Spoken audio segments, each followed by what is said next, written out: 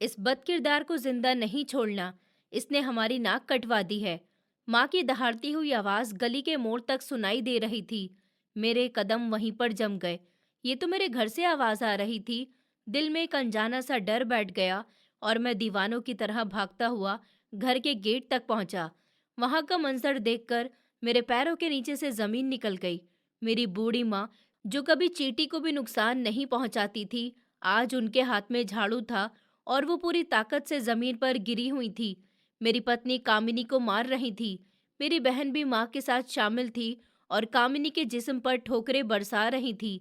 कामिनी जमीन पर पड़ी हुई थी और उसके मुंह से सिर्फ इतनी ही आवाज निकल रही थी कि ऊपर वाले के लिए बस कर दीजिए, मैं बेकसूर हूँ। मैंने फोन नहीं किया, कोई बात नहीं की। मैं चीख पड़ा, माँ, ये क्या कर रही हैं आप? मेरी आवाज सुनकर वो दोनों पत्थर की मूरत बन गई। माँ ने मेरी तरफ देखा, उनकी आंखों में खून उतर आया था। वो गिरती पड़ती मेरी तरफ बढ़ गई और चीख कर बोली कि आ गया तू, देख ले अपनी इस चहीती पत्नी की करतूत को। सारा दिन फोन कान से नहीं हटता है इसका। न जाने अपने किन किन चाहने वालों से बातें करती फिरती है। आज मैंने इसको रंगे हाथों पकड़ लिया। मेरा नाम कपिल है। हम कल तक 3 भाई बहन थे। मैं सबसे बड़ा था और मुझसे छोटी 2 बहनें थीं। हमारी जिंदगी बहुत सादा थी, पर सुकून की गुजर रही थी कि अचानक से हमारे सर से बाप का साया उठ गया। तब मेरी उम्र सिर्फ 18 साल की थी। पापा की डेथ के बाद घर की सब जिम्मेदारियां मेरे कंधों पर आ गईं। पापा के हिस्से में 2 छोटी दुकान थी जिनका किराया आता था। अब तो वो भी कम पड़ जाता था। मेरी माँ एक सलीकेमंद औरत थी और उसी आमदनी से घर का निजाम चलाती रही, पर मुझे एहसास था कि आने वाला वक्त कुछ और ही है। मेरी दोनों बहनें जवान हो रही थीं, मुझे उन दोनों की शादी करनी थी। मैंने कई रातें जाग जाग कर गुजारी और फिर आखिरकार फैसला किया कि मुझे परदेस जाना पड़ेगा। यहाँ रहकर मैं इतनी रकम कभी जमा नहीं कर सकता कि बहनों को इज्जत से विदा कर सकूं और उनका दहेज बना सकूं, अच्छे से शादी कर सकूं। मैंने माँ से बात की तो पहले वो रोई, मगर फिर हालात को समझते हुए मान गई।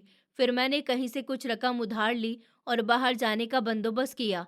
मेहनत मजदूरी करने के लिए मैं परदेस चला गया। परदेस की जिंदगी आसान नहीं थी। सख्त गर्मी और बहुत ज़्यादा मेहनत पर जब मैं हर महीने अपने घर पैसे भेजता और माँ की प्रार्थनाएं सुनता तो सारी थकन उतर जाती। मैंने दिन रात एक कर दिया था ताकि अपने ऊपर का उधार उतार सकूं। इसलिए 3 साल की लगातार मेहनत के बाद न सिर्फ मैंने सारा कर्जा उतार दिया, बल्कि बहनों की शादी के लिए भी अच्छी खासी रकम जमा कर ली। जब मैं पहली बार छुट्टी पर घर वापस आया तो माँ की खुशी बहुत ज्यादा थी। उन्होंने आते ही कहा कि कपिल, मैं बूढ़ी हो रही हूँ, बड़ी बेटी के लिए भी रिश्ता आ गया। मैं चाहती हूँ कि तुम भी अब अपना घर बसा लो। दोनों बहन भाइयों की शादी इकट्ठे कर देते हैं और फिर बड़ी धूमधाम से हम दोनों की शादियां हो गईं। कामिनी सच में वैसी ही थी जैसा मैंने सोचा था। बहुत ज्यादा सुलझी हुई और समझदार और वफादार औरत। शादी के बाद मैं 3 महीने वहीं पर रहा। 3 महीने मेरी जिंदगी के खूबसूरत दिन थे। कामिनी मेरा और मेरी माँ का बहुत ख्याल रखती थी।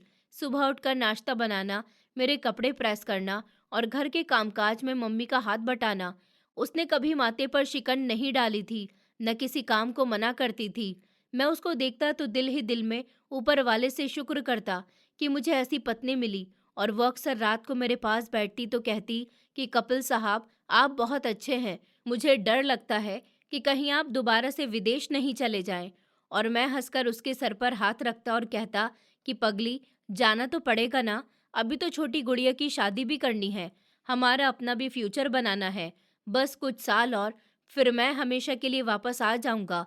वक्त पर लगाकर उड़ गया। मेरी छुट्टी खत्म होने का वक्त भी करीब आ गया। जिस दिन मेरी वापसी थी, कामिनी बहुत ज्यादा उदास थी। उसकी आंखों में आंसू तैर रहे थे। मैं कमरे में आया तो वो कोने में बैठी हुई रो रही थी। मैंने उसके पास जाकर उसके आंसू साफ किए और तसल्ली दी। मैंने उससे कहा कि देखो कामिनी, मैं सिर्फ 1 साल के लिए ही जा रहा हूँ। 1 साल के बाद मैं दोबारा से चक्कर लगाऊंगा। मुझे खुशी खुशी विदा करो, ताकि तुम्हारा ये हंसता हुआ मुस्कुराता हुआ चेहरा विदेश में मेरी आंखों के सामने रहे। पर तुम रोती रहोगी तो मेरा दिल वहां पर कैसे लगेगा? ये सुनकर उसने मुश्किल से होठों पर मुस्कुराहट सजाई। मैंने उसको समझाते हुए कहा, और हाँ, मेरे गैर मौजूदगी में माँ और छोटी बहन का बहुत ख्याल रखना। मेरे पास खास रिश्तों में सिर्फ यही लोग हैं। माँ और बहनें, और बड़ी बहन जब भी घर पर आए उसकी बहुत इज्जत करनी है। मुझे तुमसे कोई शिकायत नहीं मिलनी चाहिए। कामिनी ने सर हिला दिया और बोली कि आप बेफिक्र रहिए। माँ जी मेरे लिए मेरी सास नहीं बल्कि मेरी माँ की तरह है। मैं उनका बहुत ज्यादा ख्याल करूंगी, कोई कमी भी नहीं छोड़ूंगी। जब तक मैं वहां पर रहा मैंने देखा था कि मेरी माँ ने कामिनी को ज्यादा काम नहीं करने दिया था। वो अक्सर कहती थी कि अरे बहू तुम रहने दो, बस कपिल के पास बैठो, थोड़े दिनों की ही तो छुट्टी है इस बेचारे की, फिर वो चला जाएगा, सारी जिंदगी काम ही तो करने हैं। मैं ये देखकर कामिनी से कहता कि देखा मेरी माँ कितनी अच्छी है, जितनी मोहब्बत वो तुमसे करती है तुम्हें भी चाहिए कि तुम मुझसे इतना ही प्यार करो। कामिनी मुस्कुरा देती और कहती कि वो ऐसा ही करेगी।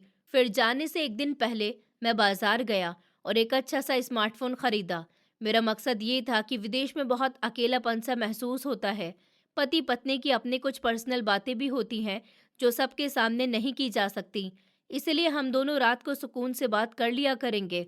मैंने वो नया फ़ोन जिसमें सिम डालकर पैकेज भी करवा दिया था कामिनी के हाथ पर रखा। उसकी आंखों में चमक आ गई थी। वो खुशी से बोली कि ये मेरे लिए है। मैंने कहा कि हाँ, ये तुम्हारे लिए है। मैं चाहता हूँ कि जब मैं काम से वापस आऊँ तो हम दोनों वीडियो कॉल पर बात करेंगे। तुम अपना और घर के बारे में भी मुझे सब कुछ बताती रहना। उससे दूरी का एहसास कम हो जाएगा। मेरी बात सुनकर उसने खुशी खुशी मुझसे मोबाइल लिया और बोली कि आपने मेरी बहुत बड़ी परेशानी दूर कर दी है। मैं भी यही सोच रही थी कि आपके जाने के बाद मैं आपकी आवाज़ सुने बिना कैसे रहूंगी। अब मैं रोज़ आपको देखा करूंगी। हम दोनों ने बहुत सारी बातें की और बहुत से वादे भी किए। मुझे क्या पता था कि मोबाइल फ़ोन जो मैं उसे प्यार के इजहार और कांटेक्ट के लिए दे रहा हूँ, वो आने वाले वक्त में मेरी ज़िंदगी का कितना बड़ा तूफान खड़ा करने वाला है। मुझे अपनी माँ और बहन पर अंधा भरोसा था। मुझे लगता था कि वो कामिनी को पलकों पर बिठाकर रखेंगी। आखिर वो मेरे जिगर का टुकड़ा थी और कामिनी मेरी इज्जत। अगली सुबह मैंने भारी दिल के साथ विदाई ली। माँ ने मेरा माथा चूमा, बहन गले से लगी और कामिनी दरवाजे की साइड में खड़ी अपनी नमाखें साफ करती रही। मैं एयरपोर्ट के लिए रवाना हुआ, पर मेरा दिल वहीं पर अपने ही घर में नई नवेली दुल्हन और बूढ़ी माँ के पास ही रह गया था। जहाज में बैठते हुए मैंने सोचा कि बस जल्दी से जल्दी पहुंचकर कामिनी को कॉल करूंगा और उसको बताऊंगा कि मैं ठीक से पहुंच गया हूं। पर तकदीर मेरे प्लान्स पर हंस रही थी।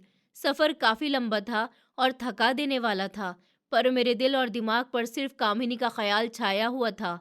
एयरपोर्ट से निकलकर अपनी जगह पहुंचते ही मैंने सबसे पहले अपना नया सिम कार्ड एक्टिवेट किया और वाईफाई कनेक्ट किया। दिल जोर जोर से धड़क रहा था। मैं सोच रहा था कि जैसे ही कामिनी की स्क्रीन पर मेरा नाम जगमगाएगा, वो खुशी से फूले नहीं समाएगी और शायद वो रो ही पड़ेगी, क्योंकि जाते वक्त वो बहुत ही जज्बाती हो रही थी। मैंने कांपते हुए हाथों से उसका नंबर मिलाया।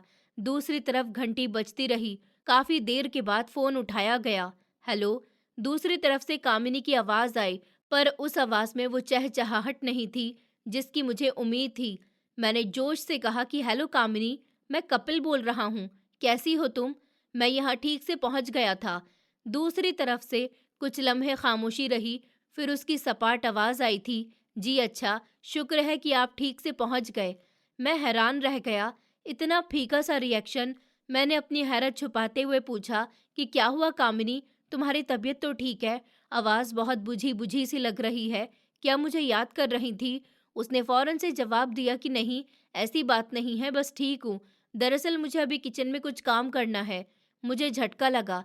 मैंने कहा, अरे अभी तो मैंने फ़ोन किया है, सिर्फ 2 मिनट बात तो कर लो। मैं इतना थका हारा सफ़र से आया हूँ, तुम्हारी आवाज़ सुनकर सुकून मिलता है। वो जल्दी से बोली कि कल बात होगी, अभी मुझे बहुत देर हो रही है, और फिर उसने फ़ोन बंद कर दिया। मैं हाथ में मोबाइल पकड़े हुए स्क्रीन को घूरता रह गया। जिसको मैं कल रोता हुआ छोड़ कर आया था, वो काफ़ी ठीक लग रही थी, पर इतना सपाट लहजा, ऐसे अचानक। खैर, मैंने खुद को तसल्ली दी कि शायद घर के कामों में सच में बिजी होगी या फिर कोई मेहमान बैठा होगा जिसकी वजह से खुलकर बात नहीं कर सकी। मैंने कपड़े चेंज किए और थकावट की वजह से गहरी नींद सो गया। अगले दिन मैं काम पर गया, पर सारा दिन ध्यान फ़ोन की तरफ ही रहा। जैसे ही शाम हुई और मैं कमरे पर वापस आया, मैंने फ़ौरन से कामिनी का नंबर मिलाया। घंटी बजती रही, पर फ़ोन नहीं उठाया गया। मैंने सोचा कि शायद वॉशरूम में होगी या फ़ोन साइलेंट पर होगा। मैंने 10 मिनट बाद दोबारा से कॉल की, फिर भी कोई जवाब नहीं मिला। तो लगातार 4-5 बार कॉल करने के बाद भी जब दूसरी तरफ से कोई रिस्पॉन्स नहीं मिला, तो अब मुझे टेंशन होने लगी, कहीं कोई मसला तो नहीं हो गया। मैंने घबराकर फ़ौरन से माँ के नंबर पर कॉल मिला दिया। 2 बेल जाने के बाद माँ ने फ़ोन उठा लिया। हेलो मम्मी, कैसी हैं आप? तभी मम्मी की खुशगवार आवाज़ आई। हाँ मेरा बेटा, जीते रहो, मैं ठीक हूँ, तुम सुनाओ कैसे हो? रोटी खा ली है? मैंने बेचैनी से पूछा कि माँ, मैं ठीक हूँ, पर घर में सब बेहतर है ना? ये बताइए, ये कामिनी कहाँ है? मैं उसको कब से फ़ोन कर रहा हूँ, वो फ़ोन ही नहीं उठा रही है। माँ ने एक लम्हे को खामोशी बनाए रखी और फिर बोली कि पता नहीं बेटा, यही अपने कमरे में ही है। अभी कुछ देर पहले तक तो मोबाइल पर किसी से बात कर रही थी, हंसने की आवाज़ आ रही थी। मुझे लगा कि शायद तुमसे बात कर रही है, इसलिए मैंने बुलाया नहीं। अब तो मैंने देखा नहीं क्या कर रही है। माँ की बात सुनकर मेरे माथे पर बल पड़ गए। मैंने हैरत से पूछा कि माँ, आप क्या कह रही हैं? मेरी तो कल के बाद से उससे कोई बात ही नहीं हुई। अगर वो मुझसे बात नहीं कर रही थी, तो किससे हंस हंस कर बातें कर रही थी? माँ ने लापरवाही से कहा कि अब मुझे क्या पता बेटा, किससे कर रही थी। हो सकता है कि अपनी किसी फ्रेंड से कर रही हो या अपने मायके में फ़ोन किया हो। मैं बहू के पीछे नहीं रहती और ना ही कभी मैंने पूछा है कि सारा दिन फ़ोन पर क्या करती रहती है। मेरे दिल में एक अजीब सी बेचैनी हुई। अगर वो जाग रही है और फ़ोन पर बातें भी कर रही है, तो मेरा फ़ोन क्यों नहीं उठा रही? मैंने गुस्से को दबाते हुए कहा कि चलिए ठीक है माँ, मैं खुद ही उससे बात कर लूँगा, आप आराम करिए। माँ ने प्यार से कहा कि बेटा, तुम खुद ही पूछ लेना, ज़्यादा परेशान नहीं हो, अपना ख्याल रखना। फ़ोन बंद करने के बाद मैंने दोबारा से कामिनी के नंबर पर कॉल मिलाई। अब की बार भी वही नतीजा निकला। फ़ोन बजता रहा और फिर कट गया। मेरा पारा अब हाई हो गया। मैंने उसको मैसेज भी किया कि मेरा फ़ोन क्यों नहीं उठा रही हो, पर कोई भी जवाब नहीं आया। 2-4 घंटे इंतज़ार करने के बाद मैंने फिर से कॉल की, पर दूसरी तरफ से फिर भी कोई जवाब नहीं आया। मैं सख्त नाराज़ हो गया। मेरे अंदर का मर्दाना ईगो जाग उठा। मैंने सोचा कि मैं इसके लिए इतना महंगा फ़ोन लेकर आया, विदेश में बैठकर उसको इतना ज़्यादा याद कर रहा हूँ और उसको इतनी भी फ़िक्र नहीं हो रही कि पति की कॉल का जवाब दे सके। मैंने गुस्से में मोबाइल साइड पर फेंक दिया और फैसला किया कि अब जब तक वो खुद कॉल नहीं करेगी, मैं उसको कॉल नहीं करूँगा। मैं देखना चाहता था कि उसको मेरा कितना ख़याल है। मैं ऐसे ही अपने कामों में मगन हो गया और दिल को पत्थर कर लिया। कई दिन गुज़र गए, न उधर से कॉल आई, न ही मैंने की। शुरू में तो मुझे गुस्सा था, पर जैसे-जैसे दिन गुज़रते गए, मेरा दिल उदास होने लगा। परदेस का अकेलापन काटने को दौड़ता था। मैं सोचता था कि वो तो मुझसे बहुत प्यार करती थी, मेरे जाने पर इतना ज़्यादा रो रही थी कि अचानक से ऐसा क्या हो गया कि वो मुझसे नाराज़ है? कि उस दिन मैंने उसको डाँट दिया था? नहीं, मैंने तो डाँटा भी नहीं था। फिर क्या वजह हो सकती है? मेरे दिल ने कहा कि शायद वो भी मेरी कॉल की राह देख रही होगी। पति-पत्नी में ऐसी छोटी-मोटी नाराज़गियाँ तो होती रहती हैं। पहले मुझे ही कर लेना चाहिए। प्यार में ईगो कैसा? यही सोचकर तकरीबन हफ्ते के बाद मैंने दोबारा से उसको कॉल मिलाई। मेरे दिल में उम्मीद थी कि वो फ़ोन उठा लेगी और हम मन की शिकायत करके आपस में सुलह कर लेंगे। पर जो आवाज़ मुझे सुनाई दी, उसने मेरे होश उड़ा दिए कि आपका मिलाया हुआ नंबर फ़िलहाल बंद है। कुछ देर के बाद कोशिश करिए। मैंने हैरत से देखा, मोबाइल बंद, कामिनी अपना नंबर क्यों बंद करेगी? वो तो घर पर ही होती है, कहीं मोबाइल ख़राब तो नहीं हो गया? मेरा दिल फिर से वहीं अटक गया। बहुत ज़्यादा परेशानी की हालत में मैंने फिर से माँ के फ़ोन पर कॉल की। माँ ने जैसे ही फ़ोन उठाया, मैंने उनको नमस्ते किया और फ़ौरन से बेचैनी से पूछा कि माँ, कामिनी कहाँ पर है? मैं कब से उसका नंबर मिला रहा हूँ और उसका फ़ोन बंद जा रहा है। सब ठीक तो है? माँ की आवाज़ में अजीब सी ठंडक थी। वो तसल्ली से बोली कि अपने कमरे में है बेटा, सारा-सारा दिन कमरे से ही नहीं निकलती है। बस हम दोनों माँ-बेटी ही काम करती रहती हैं और वो अंदर पड़ी रहती है। ये सुनकर मुझे बहुत हैरानगी हुई। मैंने पूछा कि क्या मतलब है माँ? वो बीमार है क्या? आप लोगों ने उसको कुछ कहा है? माँ ने फ़ौरन से सफाई दी। अरे नहीं बेटा, हम उसको क्या कहेंगे? मैंने तो कभी उसको पानी का गिलास उठाने का भी नहीं कहा, बस पड़ी रहती है। मैं खुद ही सोचती हूँ कि अभी तो नई नवीली दुल्हन है, इसका पति परदेस चला गया, शायद इसीलिए उदास होगी। अभी कुछ देर आराम कर ले तो अच्छा होगा। हम तो उसको कुछ भी नहीं कहते। मेरा माथा ठनक गया। मुझे माँ की ये बात अजीब सी लगी। मैंने कड़वाहट से कहा कि माँ, कब तक वो नई नवेली रहेगी? शादी को 6 महीने हो गए। अब उसको घर के कामों में लगाइए। अब सारा दिन कमरे में बंद रहकर इंसान वैसे ही बीमार हो जाता है। आप उसको कहिए कि बाहर निकले और आपका और बहन का हाथ बटाया करे। माँ ने जवाब दिया कि नहीं बेटा, जितना उससे होगा वो कर लेगी, जबरदस्ती थोड़ी करवा सकते हैं। बाकी मैं और तुम्हारी बहन कर लेती हैं। हमारे हाथ पांव तो ठीक है। मैं तो सिर्फ कामिनी के बारे में तुम्हें तुम्हारा पूछने पर बता रही थी कि वो क्यों फोन नहीं उठा रही। शायद सो रही होगी या मूड नहीं होगा। मैंने गुस्से से दांत पीस लिए। दरअसल कामिनी के बात ना करने पर इतना ज्यादा गुस्सा नहीं था जितना उस बात पर कि मेरा फोन क्यों नहीं उठा रही। मैंने माँ से अपने शक के बारे में तो नहीं कहा, पर मेरे अंदर गुस्से का लावा अब पकना शुरू हो गया था। मैंने कहा कि माँ चलिए, आप भी उसके कमरे में जाइए और मेरी बात करवाइए। मैं खुद पूछता हूँ कि क्या परेशानी है उसको। तो माँ थोड़ा सा हिचकिचाई कि बेटा, अभी तो मैं किचन में थी, हाथ गीले हैं, तुम खुद ही उसके नंबर पर कॉल कर लो, मोबाइल उसके पास ही तो है। मैंने झुंझलाकर कहा कि माँ, मैं आपको बता रहा हूँ ना कि उसका नंबर बंद जा रहा है। आप प्लीज़ उससे मेरी बात करवा दीजिए, मुझे बहुत ज़रूरी काम है। तभी बड़बड़ाने की आवाज़ आई और फिर कदमों की छाप सुनाई दी। कुछ लम्हे के बाद माँ की आवाज़ थी, कामिनी, कामिनी, ये लो कपिल का फ़ोन है, बात कर लो। अगले ही लम्हे दूसरी तरफ से खामोशी छा गई। मेरे कान लगातार सुनने की कोशिश कर रहे थे कि कामिनी क्या कहती है या फ़ोन पकड़ती है या नहीं, पर मुझे कोई आवाज़ नहीं आई। सांसों की सरसराहट तक सुनाई नहीं दी। मैंने हेलो हेलो किया, पर कोई जवाब नहीं मिला। फिर अचानक से माँ की आवाज़ आई, बेटा, पता नहीं क्या हुआ है कामिनी को, ये तो फ़ोन पकड़ ही नहीं रही। मेरा दिल बैठने लगा। मैंने पूछा, क्या मतलब फ़ोन नहीं पकड़ रही? आप उसके सामने खड़ी हैं, क्या कह रही है वो? माँ ने दबी दबी आवाज़ में कहा, हाँ मैं उसके सर पर खड़ी हुई हूँ फ़ोन लेकर, पर कुछ बोल ही नहीं रही, बस गुस्से से मुझे घूरे जा रही है। ऐसा लग रहा है कि जैसे उसको मेरा कमरे में आना पसंद ही नहीं आया।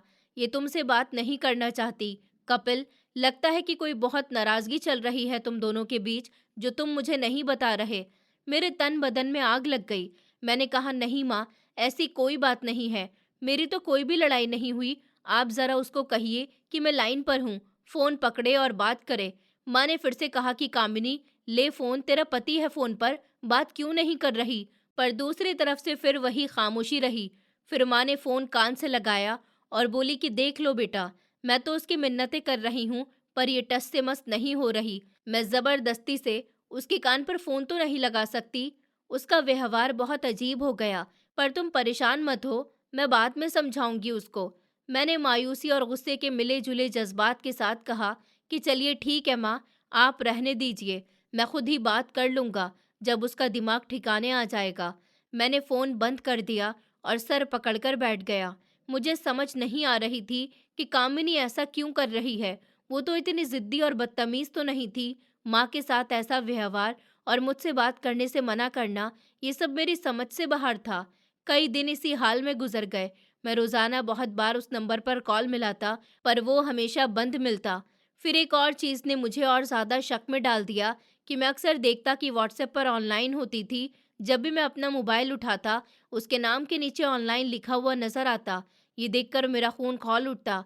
इसका मतलब था कि मोबाइल ठीक है, इंटरनेट भी चल रहा है, वो मोबाइल इस्तेमाल भी कर रही है। मैंने उसको मैसेज भी भेजे कि कामिनी, अगर तुम ऑनलाइन हो तो मेरा फ़ोन क्यों नहीं उठा रही हो? तुम किससे बातें कर रही हो? जवाब क्यों नहीं देती? पर उसकी तरफ से एक भी जवाब नहीं आता। ब्लू टिक भी ऑफ था, जिसकी वजह से मुझे ये भी पता नहीं चलता था कि उसने मेरा मैसेज पढ़ा है या नहीं। मैंने वो मोबाइल उसे इसीलिए लेकर दिया था कि हम सुकून से बात कर सकें, और वो इतनी बिजी हो गई थी कि उसको इस्तेमाल तो कर रही थी, पर अपने पति के लिए उसके पास वक्त नहीं था। मेरे दिमाग में माँ की बातें घूमने लगी कि पता नहीं किस किस से हंस हंस कर बातें करती रहती है। शक का जहर धीरे धीरे मेरी रगों में उतरता रहा। मैं विदेश में अकेला था और वहाँ मेरा घर बिखर रहा था। मैंने फिर से माँ के नंबर पर कॉल की। मेरा लहजा पहले जैसा नरम नहीं रहा था। माँ, सच सच बताइए कि घर में चल क्या रहा है? कामिनी सारा दिन ऑनलाइन रहती है, पर मेरा मैसेज नहीं देखती। आपको पता है कि वो किससे चैटिंग करती है? माँ ये बोली, बेटा, मैं तुम्हें क्या बताऊं, मेरा दिल तो खुद खून के आंसू रोता है। मैं बूढ़ी औरत हूँ, अब बहू की जासूसी तो नहीं कर सकती। बस इतना पता है कि वो अब हमारे हाथ से निकल चुकी है। मैं कुछ कहूँ तो आगे से ऐसे जवाब देती है कि मेरी जुबान बंद हो जाती है। मुझे लगता है उसका ध्यान घर में नहीं लगता। मेरी मुट्ठियां गुस्से से भींच गईं। कामिनी, वो मासूम सा चेहरा मेरी नज़रों के सामने धुंधलाने लगा और उसकी जगह एक ऐसी औरत की इमेज आने लगी जो मेरी पीठ पीछे मुझे धोखा दे रही थी। वक्त रेत की तरह मुट्ठी से फिसलता रहा और मेरे और कामिनी के बीच खामोशी की दीवार मजबूत होती गई। मुझे परदेस आए हुए 5 महीने गुजर गए थे। शुरू के दिनों की तड़प अब एक गुस्से और नफरत में बदल रही थी। मैं अब रोजाना उसको कॉल नहीं करता, क्योंकि मैं जानता था कि नतीजा वही होगा, यानी नंबर बंद मिलेगा या फिर कॉल रिसीव नहीं होगी। पर मेरी नज़र व्हाट्सएप पर जमी रहती, जहां उसका स्टेटस अक्सर ऑनलाइन ही शो होता रहता। ऑनलाइन ये एक शब्द मेरे लिए किसी दर्द से कम नहीं था। एक रात मेरे सब्र का पैमाना ही कांप उठा। मैंने देखा कि इंडिया के वक्त के मुताबिक रात के 2 बज रहे हैं और कामिनी ऑनलाइन है। मेरे दिमाग में तरह तरह के ख्याल उठने लगे। इतनी रात गए वो किससे बात कर रही है? वो तो देहात की सीधी सादी लड़की है। फिर ये कौन है जो उसको रातों को जगा रहा है? मैंने गुस्से में आकर फौरन से घर के लैंडलाइन नंबर पर कॉल मिला दी। काफी देर घंटी बजने के बाद मेरी छोटी बहन ने फोन उठाया। उसकी आवाज नींद में डूबी हुई थी। हेलो, कौन? मैंने सबसे पहले कहा कि मैं कपिल। मम्मी को जगाओ जरा। मोनिशा हड़बड़ा गई। भाई, आप इतनी रात गए फोन कर रहे हैं, सब ठीक तो है? मम्मी तो सो रही हैं। मैंने चीख कर कहा। मैंने कहा ना कि मम्मी को जगाओ, मुझे अभी बात करनी है। मोनिशा डर गई और फोन रखकर मम्मी को बुलाने चली गई। कुछ लम्हे के बाद मम्मी की घबराई हुई आवाज आई। हेलो कपिल बेटा, क्या हुआ है? तुम ठीक तो हो? कोई एक्सीडेंट तो नहीं हो गया? मैंने खुद को कंट्रोल करते हुए कहा कि माँ, मैं बिल्कुल ठीक हूँ। मुझे ये बताइए कि कामिनी इस वक्त कहाँ पर है? माँ ने हैरत से कहा कि बेटा, रात के 2 बज रहे हैं, कहाँ पर होगी? अपने कमरे में सो रही होगी। मैंने हंसते हुए कहा, ये सो नहीं रही माँ, जाग रही है। इस वक्त व्हाट्सएप पर ऑनलाइन है। मैं अपनी आंखों से देख रहा हूँ। आप अभी जाइए और देखिए कि वो किससे बात कर रही है। मुझे अभी पता करना है। माँ ने कहा कि बेटा, इतनी रात गए मैं बहू के कमरे में जाऊं अच्छा नहीं लगता। हो सकता है कि नींद नहीं आ रही हो तो मोबाइल देख रही हो। मैंने जिद करते हुए कहा कि नहीं माँ, आप अभी जाइए। दरवाजे के साथ कान लगाकर सुनिए कि अंदर से कोई आवाज आ रही है या नहीं। मेरा शक यकीन में बदलता जा रहा है। आप जाइए, मैं लाइन पर हूँ। माँ ने फोन नहीं रखा, बल्कि साथ ले गई। मैं यहाँ हजारों मील दूर बैठा हुआ अपनी सांस रोके हुए इंतजार कर रहा था। कुछ मिनट मुझे सदियों की तरह लगे। फिर माँ की आवाज आई और वो कांपती आवाज में बात कर रही थी। कपिल, तुम ठीक कह रहे थे। मेरा दिल धक से रह गया। क्या हुआ माँ, क्या देखा आपने? मैंने धीरे से कहा। मैं उसके कमरे के दरवाजे के बाहर खड़ी हूँ। दरवाजा तो अंदर से लॉक है, पर अंदर से हल्की हल्की खुसुर पुसुर की आवाज आ रही है। वो यकीनन किसी से फोन पर बात कर रही है। आवाज बहुत हल्की है, इसलिए मुझे समझ ही नहीं आ रहा कि क्या बातें हो रही हैं, पर हाँ, वो जाग रही है। मेरे पैरों के नीचे से जमीन निकल गई। मेरा डर सच साबित हो रहा था।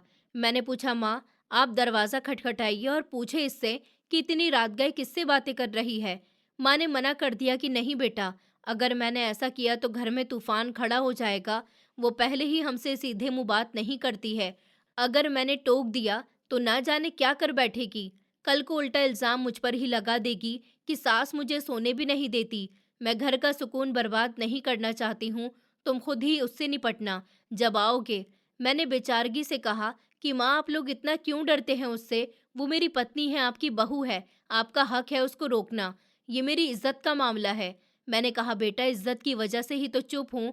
पर अगर मोहल्ले में शोर मच गया कि कपिल की पत्नी के करतूत ऐसे हैं, तो तुम्हारी बहन के रिश्ते कौन लेकर आएगा?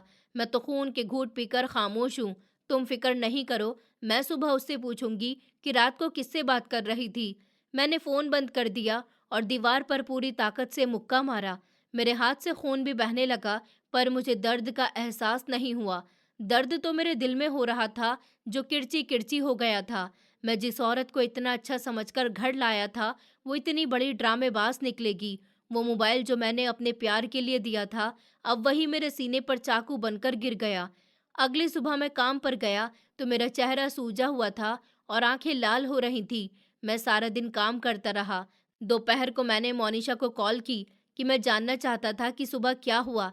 मोनिशा ने फोन उठाया था, मैंने उससे सीधा पूछा कि मोनिशा, मम्मी ने कामिनी से पूछा कि वो रात को किससे बात कर रही थी।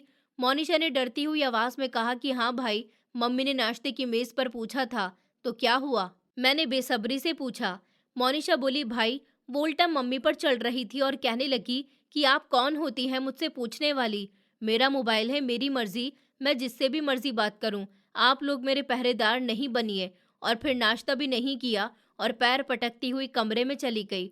मम्मी बेचारी तो रोने लगी कि बहू ने सबके सामने उनकी बेइज्जती कर दी। ये सुनकर मेरा खून खौल उठा था। अपनी माँ की बेइज्जती का सुनकर मुझसे रहा नहीं गया। मैंने उस वक्त ही फैसला कर लिया कि अब पानी सर से ऊपर गुजर चुका है। मैं वहाँ परदेश में मेहनत कर करके अपनी हड्डियाँ गला रहा हूँ और वो मेरे ही पैसों पर पलकर मेरी माँ को आंखें दिखा रही है। फ़ोन बंद करने के बाद मैंने अपनी कंपनी में छुट्टी की एप्लीकेशन दे दी। मेरा मालिक हैरान था कि अभी तो मैं छुट्टी से वापस आया था और फिर से छुट्टी मांग रहा हूँ। पर मैंने झूठ बोला कि मेरी मम्मी बहुत बीमार है, मुझे किसी भी कीमत पर घर पर जाना है। मेरे दिल में कामिनी के लिए जो थोड़ी बहुत गुंजाइश बची थी, वो मोनिशा की बातों से ही खत्म हो गई।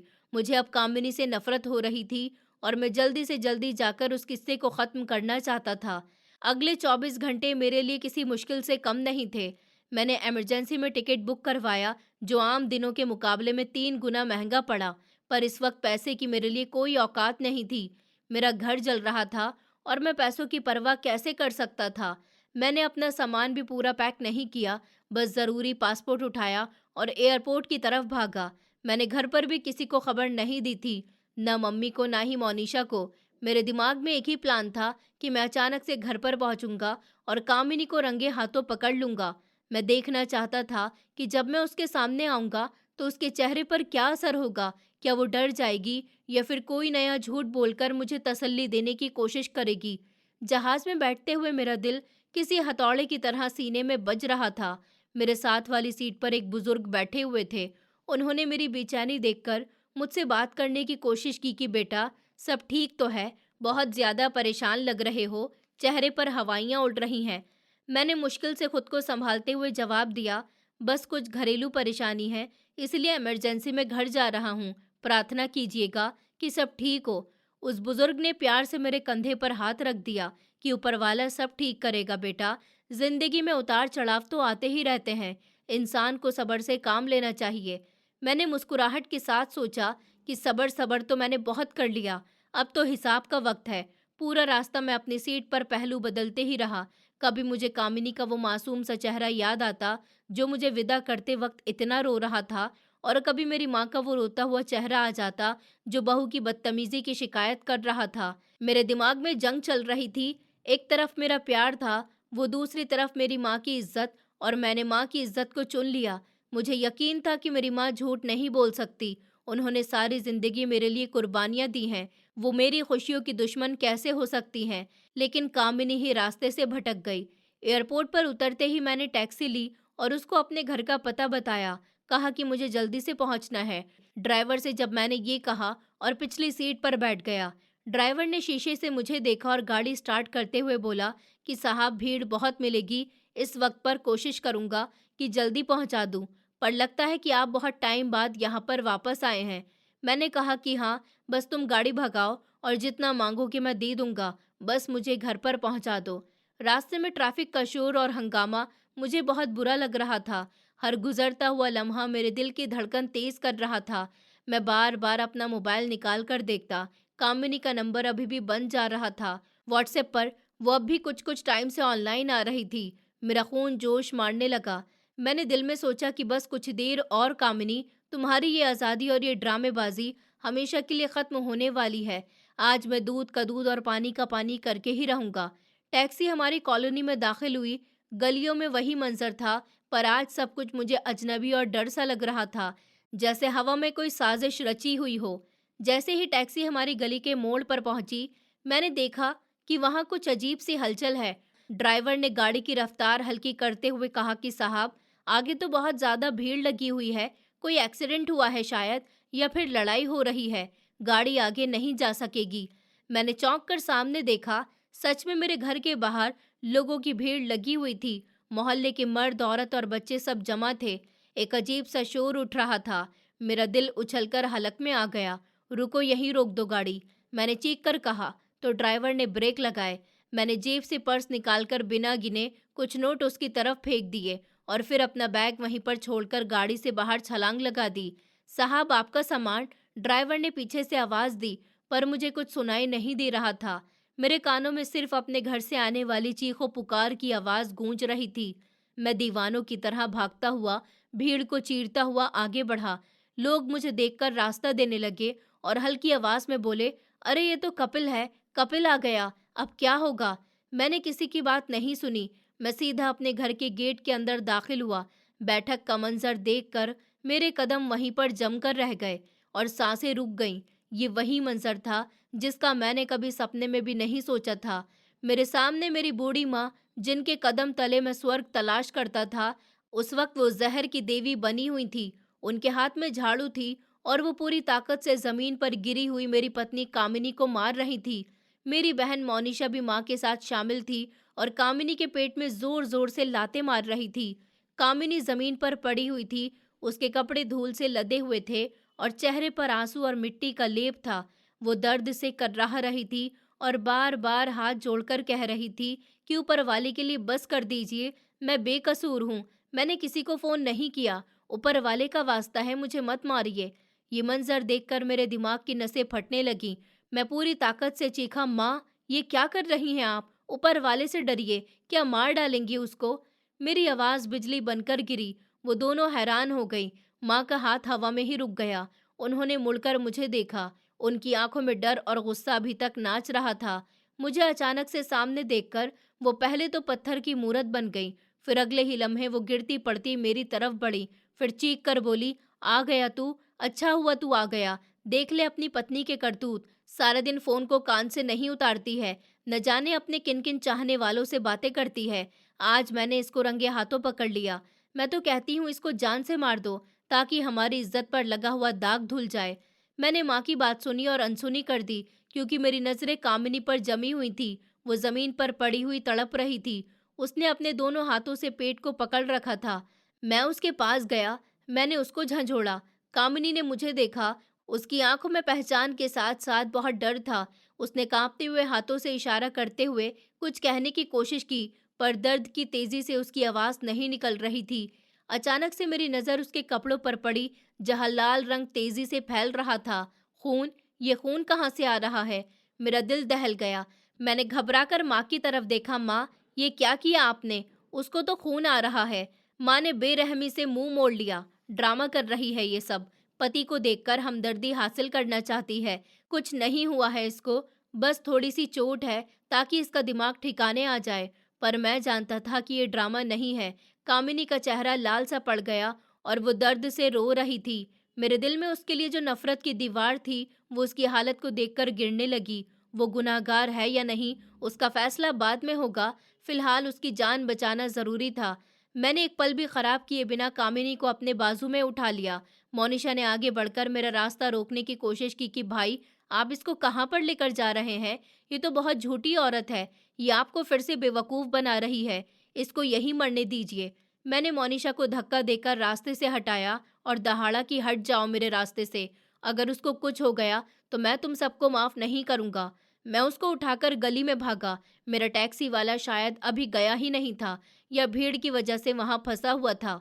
मैंने उसको आवाज़ दी और कामिनी को पीछे लिटाया। हॉस्पिटल चलो, जल्दी करो, मैंने ड्राइवर से कहा। अस्पताल पहुंचने तक कामिनी बिल्कुल बेहोश हो गई थी। डॉक्टर और नर्स ने उसको स्ट्रेचर पर डाला और इमरजेंसी वार्ड की तरफ ले गए। मैं बाहर गली में दीवानों की तरह टहलने लगा। मेरे कपड़ों पर कामिनी का खून लगा हुआ था। मेरा दिमाग बंद हो गया था। एक तरफ माँ के वो शब्द थे कि ये पता नहीं अपने किन किन चाहने वालों से बातें करती है, तो दूसरी तरफ कामिनी की वो तड़पती हुई हालत। तकरीबन 1 घंटे के बाद डॉक्टर ऑपरेशन थिएटर से बाहर निकले। उनके चेहरे पर उदासी थी। मैं जल्दी से उनके पास गया। डॉक्टर साहब, मेरी पत्नी कैसी है? वो ठीक तो है ना? डॉक्टर ने अफसोस से पहले सर हिलाया और मेरे कंधे पर हाथ रखा। मिस्टर कपिल, आपकी पत्नी की हालत खतरे से बाहर है। हमने उनकी ब्लीडिंग रोक दी, पर मुझे अफसोस के साथ कहना पड़ रहा है कि हम आपके बच्चे को नहीं बचा सके।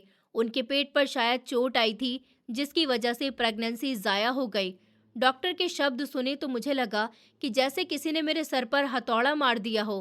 क्या? बच्चा? मेरे हलक से मुश्किल से आवाज निकली।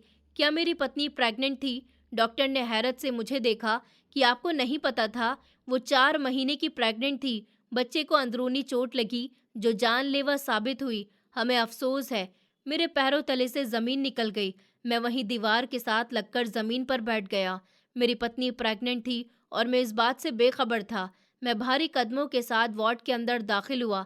कामिनी बेड पर लेटी हुई थी। उसके चेहरे की सुर्खियां और आंखों के डार्क सर्कल्स इस बात की गवाही दे रहे थे कि उसने कितना जुल्म सहा है। और जैसे ही उसकी नज़र मुझ पर पड़ी, वो तड़प कर उठने की कोशिश करने लगी, पर कमजोरी की वजह से गिर गई। मेरा बच्चा, कपिल, मेरा बच्चा कहाँ है? उसकी आवाज़ में ऐसी चीख थी जिसने मेरा कलेजा चीर कर रख दिया। मैं उसके करीब बैठ गया।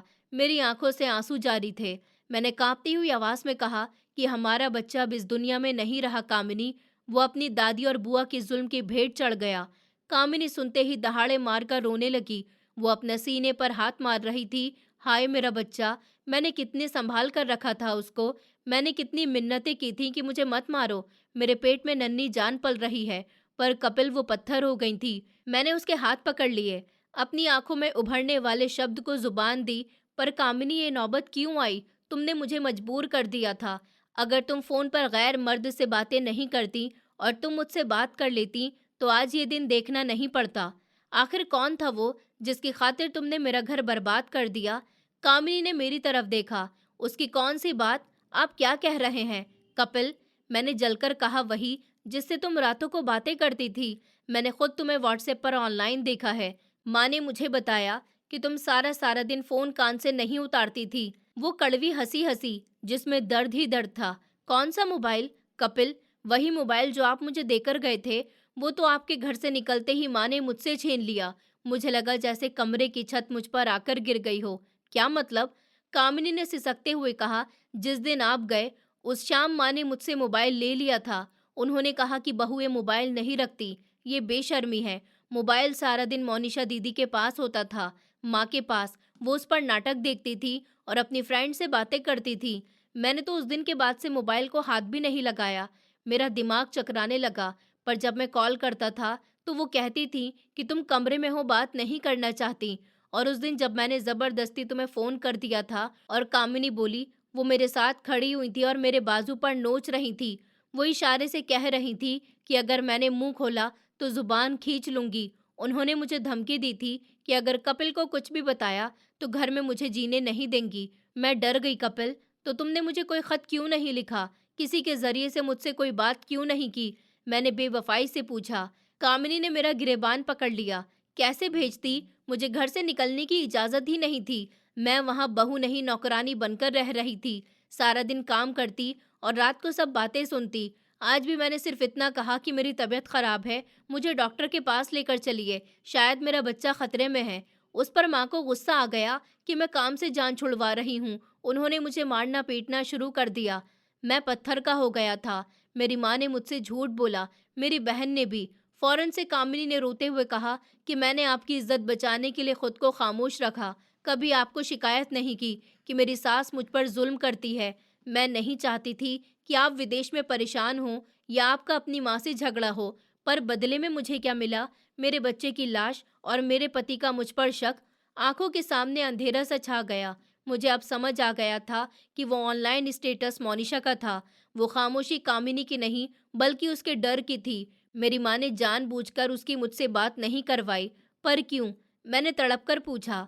पर मैंने कहा कि मैं तो उनका बेटा हूँ, उन्होंने मेरा घर क्यों उजाड़ा? कामिनी ने मुझे देखते हुए कहा, क्योंकि उनको लगता था कि मैंने आकर उनसे उनका बेटा छीन लिया। आपने मेरे लिए मोबाइल लिया और मुझे प्यार किया तो उनकी आंखों में मैंने नफरत देखी थी। आपका ध्यान हटाकर वो मुझे आपकी जिंदगी से निकालना चाहती थी, चाहे उसके लिए आपको आपका खून ही क्यों ना बहाना पड़ता। सच्चाई किसी तलवार की तरह मेरे सामने खड़ी हुई थी। पत्नी बेवफा नहीं थी, वो मजलूम थी। और मैंने अपनी माँ के प्यार में इतना अंधा हो गया था कि मैं अपनी पत्नी की खामोशी तक नहीं सुनी। मैंने एक बार भी उससे अकेले में बात करने की कोशिश नहीं की, बस माँ की दी हुई रिपोर्ट पर यकीन कर लिया। मैं वहाँ और रुक नहीं सकता था। मेरे अंदर का लावा बढ़ रहा था। मैं उठकर खड़ा हुआ। कपिल, कहाँ जा रहे हैं? कामिनी ने बिल बिलाकर पूछा। मैंने मुड़कर उसको देखा। मेरी आंखों में अब आंसू नहीं, अंगारे थे। इंसाफ करने, अपने बच्चे के कातिलों से हिसाब लेने। मैं हॉस्पिटल से निकला तो मेरे कदम आंधी से ज्यादा तेज थे। मेरा रुख अपने घर की तरफ था, जहाँ मेरी माँ और बहन अभी भी अपनी झूठी जीत का जश्न मना रहे होंगे। मैं घर पहुंचा तो गेट खुला हुआ था। बैठक में माँ और मोनिशा बैठी हुई थी। मुझे देखते ही माँ के चेहरे पर एक तसल्ली सी आ गई। माँ ने लापरवाही से पूछा, क्या हुआ? मर गई वो कलमुही या अभी सांस बाकी है? मैं तो कहती हूँ कि उसको मायके छोड़ आओ, अब इस घर में कोई जगह नहीं है। मैंने उनके पास जाकर अपना हाथ उनके सामने फैलाया और सख्त लहजे में बोला, वो मोबाइल मेरे हवाले करिए जो मैं कामिनी को देकर गया था। माँ हड़बड़ा गई। कौन सा मोबाइल? मुझे क्या पता उसके मोबाइल का? मैंने दहाड़ कर कहा कि माँ झूठ मत बोलिए, मैं सब कुछ जान चुका हूँ। वो मोबाइल आपके पास है या मोनिशा के पास? निकालिए उसको, वरना मैं घर की तलाशी लूंगा। मोनिशा सहम गई और उसने चुपके से अपने दुपट्टे के नीचे से वो मोबाइल निकालकर चारपाई पर रख दिया। मैंने मोबाइल उठाया और उसकी गैलरी खोली। वहाँ मोनिशा की बहुत सारी सेल्फी और वीडियोस पड़ी हुई थी। व्हाट्सएप मोनिशा के नंबर पर चल रहा था। मैंने मोबाइल माँ के सामने लहराया। ये है आपका सच। आपने मुझसे कहा था कि कामिनी गैर मर्दों से बातें करती है, जबकि ये मोबाइल तो मोनिशा इस्तेमाल कर रही है। आपने मुझसे झूठ बोला, मेरी पत्नी पर इल्ज़ाम लगाए और मुझे मेरे बच्चे का कातिल बना दिया। माँ ने देखा कि अब कोई रास्ता नहीं बचा तो वो रो पड़ी। हाँ, मैंने ये सब किया क्योंकि वो तुझे मुझसे छीन रही थी। तू सारा दिन उसके गुण गाता रहता था। मैं तेरी माँ हूँ कपिल, मैं बर्दाश्त नहीं कर सकती कि कोई दूसरी औरत तेरे दिल पर राज करे। मैंने नफरत से और दुख से अपनी माँ को देखा। माँ, आपने मुझे हासिल करने के चक्कर में मुझे हमेशा के लिए खो दिया। आपको लगता था कि बहू ने आकर बेटा छीन लिया, पर सच तो ये है कि आज आपने अपने हाथों से अपने बेटे को घर से निकाल दिया। क्या तू इस औरत के लिए अपनी माँ को छोड़ देगा? मैंने फैसला सुनाया। मैं आपको घर से नहीं निकाल सकता क्योंकि ये पापा का घर है, पर आप मेरी माँ हैं। लेकिन मैं अब आपके साथ एक छत के नीचे नहीं रह सकता। जिस घर में मेरे मासूम बच्चे का खून बहाया गया हो, वहां मैं सांस भी नहीं ले सकता। आप बच्चे के कातिल हैं। मैंने उस वक्त अपना सामान उठाया और हॉस्पिटल चला गया। कामिनी को डिस्चार्ज करवाने के बाद मैं उसको लेकर एक किराए के मकान में शिफ्ट हो गया। मैंने विदेश जाने का इरादा छोड़ दिया और यहीं जमा पूंजी से एक छोटा सा कारोबार शुरू कर दिया। आज हॉस्पिटल से किराए के घर तक का रास्ता बहुत छोटा था, लेकिन उस दिन मुझे लगा जैसे हर मोड़ पर जिंदगी कोई नया इम्तिहान रख रही हो। कामिनी चुप थी, इतनी चुप कि उसकी सांसों की आवाज भी जैसे मुझसे डरती हो। घर पहुंची तो मैंने उसे पलंग पर लिटाया। कमरा छोटा था, दीवारें सादी थी, लेकिन उस घर में पहली बार उसे डर नहीं था। ये बात उसकी आंखों में साफ दिख रही थी। रात को मैं जमीन पर गद्दा बिछाकर लेट गया। आंखें बंद करता तो अस्पताल की वो आवाजें गूंजने लगती। हम बच्चे को नहीं बचा पाए। अचानक मैंने सुना कामिनी की सांसें तेज हो रही थी। मैं उठकर उसके पास गया। कपिल, उसकी आवाज कांप रही थी। मुझे नींद में लगा कि वो रो रहा है। मैंने कुछ नहीं कहा, बस उसका हाथ अपने हाथ में ले लिया। बहुत देर तक उसने पहली बार मेरा हाथ वापस नहीं खींचा। अगले कई दिन ऐसे ही गुजरे। वो बोलती ही नहीं थी, लेकिन अब उसकी खामोशी में डर नहीं था। अब वो थकी हुई थी। मैं हर सुबह उसके लिए चाय बनाता, कभी जबरदस्ती नहीं करता, कभी सवाल नहीं पूछता, बस पास बैठा रहता। एक दिन उसने खुद कहा कि आप काम पर नहीं जाओगे। मैं चौंका। उसकी खामोशी में पहली दरार पड़ी थी। नहीं, मैंने धीरे से कहा, अभी मेरी सबसे जरूरी नौकरी तुम हो। उसकी आंखें भर आईं, लेकिन इस बार उसने रोने की कोशिश नहीं की। धीरे धीरे उसने किचन में आना शुरू किया। पहले सिर्फ बैठकर, फिर सब्जी काटने लगी। फिर एक दिन उसने दाल में नमक कम डाल दिया तो मैंने हंसकर कहा कि आज दाल भी उदास है। उसने मेरी तरफ देखा, बहुत दिनों के बाद, और हल्की सी मुस्कुराई। वो मुस्कान बहुत छोटी थी, लेकिन मेरे लिए दुनिया जितनी बड़ी थी। रात को उसने खुद कहा कि कपिल, मैं फिर से माँ बन पाऊंगी या नहीं। मैंने उसकी तरफ बहुत ध्यान से देखा। मैंने कहा, मुझे बच्चा नहीं चाहिए, मुझे तुम चाहिए हो। उसकी आंखों से आंसू गिरने लगे, लेकिन इस बार वो टूटने वाले नहीं थे। वो धीरे से बोली, पहली बार मुझे लगा है कि मैं अकेली नहीं हूँ। उस रात मैंने उसे बाहों में नहीं लिया, बस पास बैठा रहा, क्योंकि जख्म भरने में जल्दबाजी नहीं होती। वक्त के साथ उसकी खामोशी हल्की होने लगी। हम दोनों ने दर्द को भूलना नहीं, उसके साथ जीना सीखा। आज भी कभी कभी वो खिड़की के पास खड़ी होकर आसमान देखती है। मैं कुछ नहीं पूछता, बस उसके पास खड़ा हो जाता हूँ, और यही काफ़ी होता है। कामिनी को घर लाने के बाद कई दिन ऐसे गुजरे जब हमारे बीच ज्यादा बातचीत नहीं हुई। न वो मुझसे दूर थी न पास। वो चुपचाप अपना काम करती, खाना खाती, दवाइयाँ लेती और फिर सो जाती। मैं समझ गया था कि वो अभी अंदर से टूटी हुई है। रात में कई बार वो अचानक उठ जाती, पसीने से भीगी हुई होती, तो मैं पूछता कि क्या हुआ कामिनी। वो सर हिला देती जैसे कुछ नहीं। उसके मना करने पर मैं जोर नहीं देता, क्योंकि बहुत ज्यादा सवाल जख्म कुरेद देते हैं। धीरे धीरे उसके शरीर की ताकत लौटी, लेकिन मन अभी भी पीछे ही अटका हुआ था। कई बार उसे उल्टी आती और वो बाथरूम में देर तक बैठी रहती। एक दिन उसने खुद कहा कि डॉक्टर ने कहा है कि ये सब नॉर्मल है। मैंने सिर्फ इतना कहा कि ठीक है। न उसको दिलासा दिया न उम्मीद, बस उसके साथ रहा। फिर 3 महीने के बाद वो पहली बार अपने मायके गई, बिल्कुल अकेली, और शाम को लौटी तो आंखें सूजी हुई थी। मैंने पूछा नहीं कि क्या हुआ, ना उसने बताया। बस इतना बोली कि अब मेरा वहां भी मन नहीं लगता। तो मैं समझ गया कि वो जगह नहीं, यादें छोड़ रही है। एक दिन सब्जी काटते हुए उसके हाथ से चाकू फिसल गया, तो हल्का सा कट लग गया और वो घबरा गई, हाथ कांपने लगा। मैंने उसका हाथ पकड़ा, पानी से धोया और फिर पट्टी बांध दी। वो चुपचाप देखती रही, फिर अचानक से बोली कि अगर उस दिन आप थोड़ी जल्दी आ जाते। वाक्य पूरा नहीं किया। मैंने ही कहा कि मुझे देर से नहीं आना चाहिए था। उसने मुझे देखा पर कोई जवाब नहीं दिया। उस दिन के बाद वो थोड़ी खुली, बस उतना जितना ज़रूरी था। कभी कभी वो मुझसे भी पूछ लेती थी कि आप थक गए होंगे या चाय बना दूं आपके लिए। ये छोटी बातें थी पर हमारे लिए बड़ी।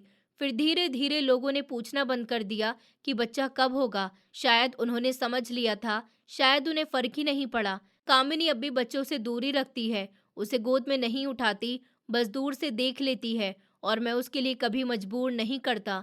हम दोनों जानते हैं कि कुछ चीज़ें वापस नहीं आती। आज भी कभी कभी वो रात में करवट बदलती है और अचानक रुक जाती है। मैं जान जाता हूँ कि नींद टूट गई है। मैं उसका हाथ पकड़ लेता हूँ। वो हाथ वापस नहीं खींचती, बस इतना ही काफ़ी है। हमारी ज़िंदगी कोई मिसाल नहीं बनी। रिश्ते सिर्फ नाम और जिम्मेदारी से नहीं निभाए जाते, उन्हें निभाने के लिए सुनने का हौसला भी चाहिए। अक्सर औरत की खामोशी को लोग उसकी बेवफाई या बेरुखी समझ लेते हैं, जबकि हकीकत में वो खामोशी डर, मजबूरी और हालात की देन होती है। जो मर्द बिना सच जाने दूसरों की बातों पर आंखें बंद करके यकीन कर लेता है, वो अनजाने में अपने ही घर की बुनियाद हिला देता है।